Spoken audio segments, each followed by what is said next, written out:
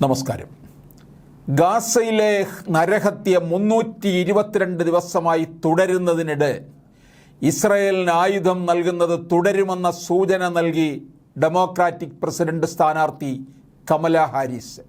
ഷിക്കാഗോയിൽ നടന്ന democratic national കൺവെൻഷനിലാണ് പ്രഖ്യാപനം. ഇസ്രായേലിൻ്റെ സ്വയം പ്രതിരോധിക്കാനുള്ള അവകാശത്തിന് വേണ്ടി ഞാൻ എപ്പോഴും നിലകൊള്ളും.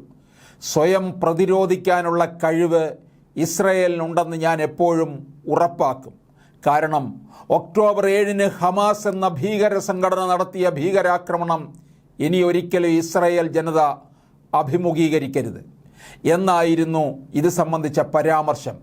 നവംബറിൽ നടക്കുന്ന തെരഞ്ഞെടുപ്പിൽ റിപ്പബ്ലിക്കൻ സ്ഥാനാർത്ഥിയായ ട്രംപിനെ തോൽപ്പിച്ചാൽ ഇസ്രായേൽ പലസ്തീൻ യുദ്ധത്തിൽ താൻ സ്വീകരിക്കുന്ന നിലപാട് എന്തായിരിക്കുമെന്ന് വ്യക്തമാക്കുകയായിരുന്നു അവർ.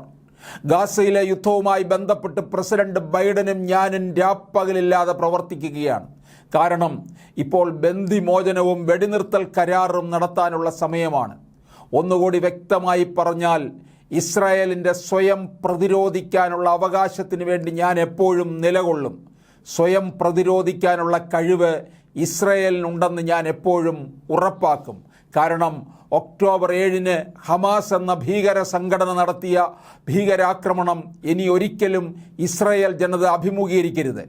സംഗീതോത്സവത്തിൽ പങ്കെടുത്തവർക്ക് നേരെ ലൈംഗിക അതിക്രമങ്ങളും കൂട്ടക്കൊലയും നടത്തി കമല ഹാരിസ് പറഞ്ഞു. അതേസമയം ഗാസയിൽ വിനാശകരമായ കാര്യങ്ങളാണ് കഴിഞ്ഞ 10 മാസമായി നടക്കുന്നതെന്നും അവർ കൂട്ടിച്ചേർത്തു.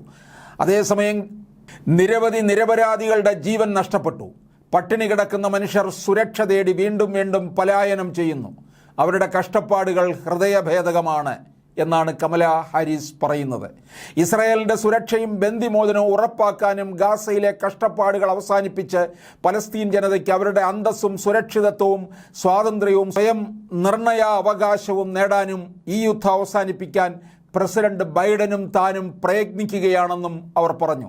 ഇറാൻ പിന്തുണയുള്ള ഭീകരരിൽ നിന്ന് തങ്ങളുടെ സേനയെ സംരക്ഷിക്കുമെന്നും നിലവിലെ വൈസ് പ്രസിഡന്റ് കൂടിയായ കമല പറഞ്ഞു.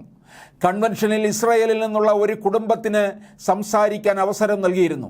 എന്നാൽ പക്ഷപാതപരമായി ഇസ്രായേലിന് മാത്രം അവസരം നൽകുകയും പലസ്തീനികളെ പ്രതിനിധീകരിച്ച് പലസ്തീൻ അമേരിക്കൻ കുടുംബത്തിന് സംസാരിക്കാൻ അവസരം നൽകാതിരിക്കുകയും ചെയ്തതിൽ പ്രതിഷേധിച്ച് അൺകമ്മിറ്റഡ് നാഷണൽ മൂവ്മെൻറ്റിൻ്റെ നേതൃത്വത്തിൽ കുത്തിയിരിപ്പ് സമരം തുടരുന്നതിനിടെയാണ് കമല ഹാരിസിൻ്റെ പ്രസംഗവും നടന്നത്.